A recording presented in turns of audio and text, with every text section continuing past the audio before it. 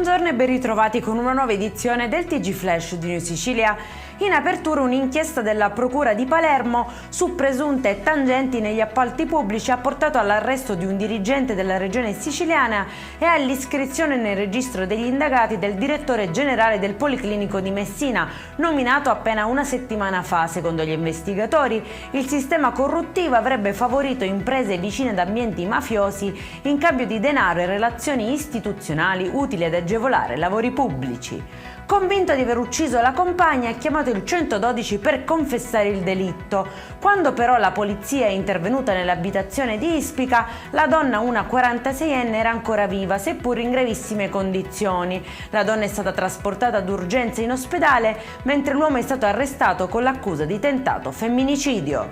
Messaggi ossessivi e pedinamenti fino a un'aggressione sotto casa. Così un 56enne avrebbe perseguitato l'ex amante e il marito della donna a Catania. L'uomo, che non si sarebbe rassegnato alla fine della relazione extraconiugale, li avrebbe attesi rientrare e avrebbe tentato di investirli con l'auto dopo averli minacciati con un bastone. Super alcolici, ghiaccio e bicchieri dentro l'auto trasformati in un vero e proprio bar improvvisato.